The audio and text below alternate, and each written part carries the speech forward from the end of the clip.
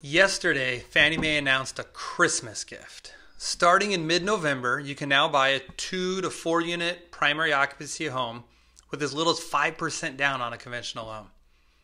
Previously, if you bought a duplex, it required 15% down, and a 3 to 4 unit required 25% down. Let me break this down and show you some quick numbers. Side note for the compliance trolls out there on the internet, this is not a specific quote, as these are just general numbers for an illustrative educational purpose. Okay, putting that aside, let's say you want to buy a fourplex for $1 million. In fact, there's some for sale right now in Tacoma at that price I saw this morning. Previously, that would require $250,000 down. Ouch! Later this year, that's only going to require $50,000 down to buy a $1 million property. Now, let's say you're concerned you can't afford a monthly mortgage payment on $1 million. I know, I get it. But remember, you're renting out the other 3 units. Let's keep the math easy. Let's say your payment is $8,000 or even as high as $9,000 a month. But you're charging, let's say, $2,000 a month per door in rent, so you're collecting $6,000 per month to help cover that $9,000 payment. Now, let's talk about the real benefit called home appreciation. Let's say over the next 10 years, that $1 million home appreciates at an average of 5% per year. After 10 years, your home would be worth $1.6 million. You've now turned that $50,000 into a $600,000 worth of equity. Let's compare that to if you put your $50,000 into, say, the stock market for comparison purposes.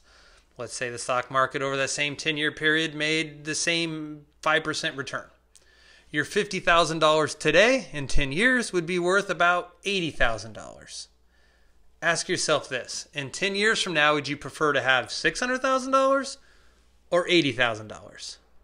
The real power of this is in the leverage. You're putting in 5%, the banks are putting in 95%, but you get to capture 100% of the home appreciation along the way.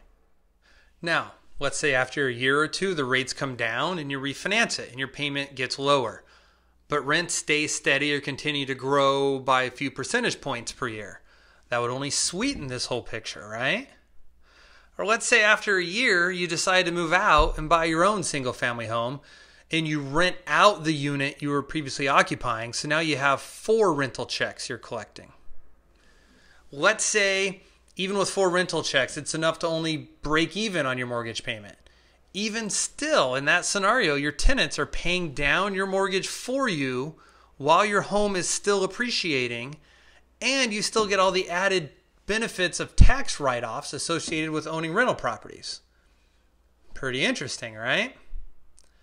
Now, I'm going to let you chew on that a minute while I take another sidebar to address people's thoughts in their head as they're listening to all of this. Well, Greg, this is nothing new. You could always do 5% down conventional on 2 to 4 units. I remind you that was only true for the narrow home possible exception, which had low income limits, which effectively made it a unicorn window that nobody actually fit through. What I'm referring to was Fannie's announcement on October 4th that applies to all conventional Fannie Mae loans, no income limits. If you're also thinking, well, yeah, but with FHA, you could always do this at 3.5% down. I remind you of FHA's self-sufficiency test requirement. Lenders often forget to properly calculate it, and buyers and realtors may not even be aware of it. I can tell you it's the quickest way to kill a deal on an FHA fourplex. Remember, conventional loans don't have self-sufficiency tests on 3 to 4 units. Or if you're the naysayer thinking, well, VA loans can buy up to 4 units at 0 down. I say to you, you're 100% correct. In fact, my favorite loan to help people with are VA fourplex purchases. However, let's be honest, not everyone has had the courage and honor to serve in our nation's armed forces and may not be eligible for a VA loan. Here's another thing to think about. If you're a young first-time home buyer, what a great way to buy your first home. That 5% down can be funds from family or your own savings, or even if you need help qualifying, family members could potentially be non-occupant co-borrowers on the loan. Lots of great ways to leverage this new rule. Let me leave you with this.